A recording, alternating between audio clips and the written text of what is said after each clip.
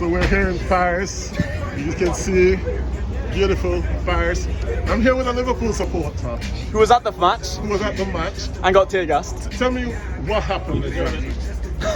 Because So- we've heard so many different reports. So from my own eyes, and I'm going to be completely honest, I got there around 8 o'clock. The match starts at 9, right? So that's a reasonable time to, go to the stadium and, Build some vibe. exactly, right? And just, be with the fans. So as we get there, there's a huge queue in front of each gate. And they're not letting in the fans. And we're like, why they're not letting in the fans? Because apparently other fans beforehand, and I suspect it's not even Liverpool fans, it's just any fans, people from the Stade Denis, Saint-Denis even, just anyone who just ran into the stadium when there was less security. So because of that, they closed off all the gates, and people who came an hour before, even an hour and a half before, were not even allowed into the stadium. So it wasn't a case of Liverpool supporters being No, hooligans or anything. we were not being hooligans at all. We were just, maybe some of us were swearing like, please let us in. Yeah, normal football. Yeah, normal football, but we weren't fighting anyone, we weren't doing anything.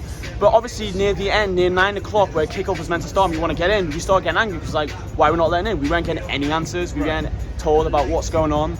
So, Because the best part of a football match is those 30 minutes before exactly, when the fans 30 minutes before, the build-up, everything, Yeah. seeing maybe the performance, but obviously we're not there for the performance, seeing the players warm up, that's the most important part for me, and just being with the fans collectively, going into the stadium is really important for us, and it builds up the atmosphere and the environment. So it was upsetting that we got to miss that, especially how we paid a lot of money for these tickets, and yeah. And talking about the tickets, because French media, sorry about that. Yeah. The French politicians, thank you, my dear. The French politicians are accusing Liverpool supporters of having fake tickets and things like that. Well, I find that completely wrong, because it wasn't just Liverpool fans, because I think Real Madrid came out with statements saying their fans were also affected by this. And I've seen some videos myself on the internet, seen some people, French people from, Saint-Denis or around that area, literally running through the police, running through the security at that time, which was, not very high security, and just running through, going into the stadium like there was no problem without any ticket. And there's no way your ticket could have been fake. No, my ticket was not fake at all, and I'm pretty sure 99% of the fans as well went fake. Obviously, there's that 1% of people being sold fake tickets and stuff like that. But I'm pretty sure most of them didn't have fake tickets, and they were all showing their tickets, they were all valid, but they were saying, no, they're fake, but they were all valid, and all of the fans should have been, let in. Scored.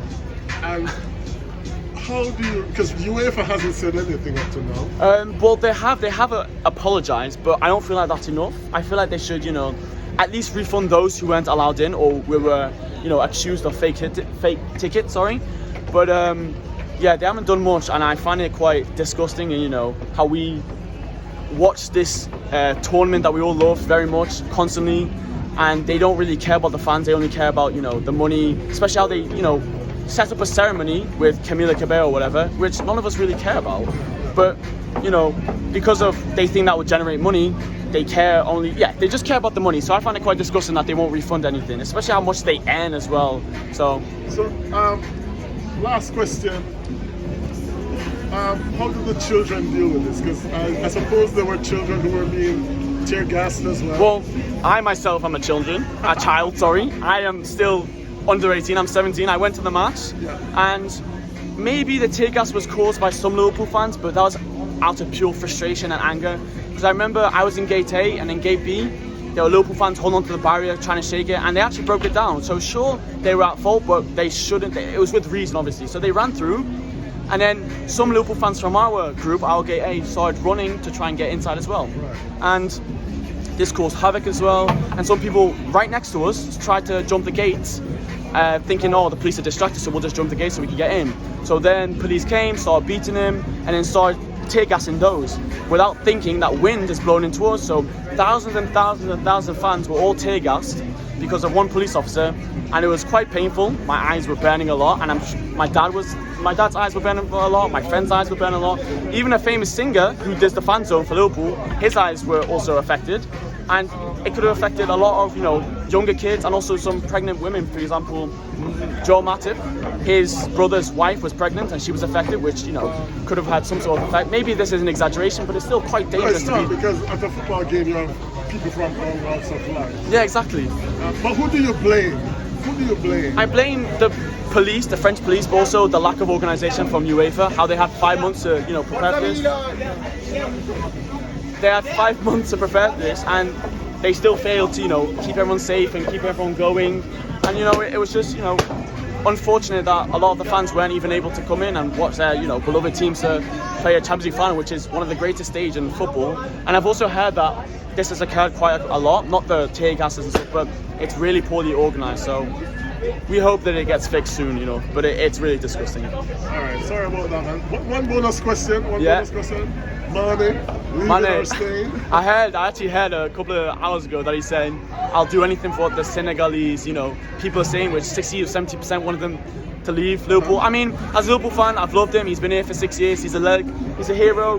But I hope he doesn't ruin his legacy by these silly interviews where he's getting influenced by the media telling him to, But, yeah. Him leaving, would that weaken your team? Well, clearly, to a certain extent. But to some extent, obviously, because he is a very special player. And we have people like Luis Diaz who will come in and replace him, but then we do need a striker. So I feel like we should, look for a striker replacement. Otherwise, I feel like we'll be fine without him. And I wish him the best of luck in probably Bayern Munich or something. all right, thank you very much. No problem.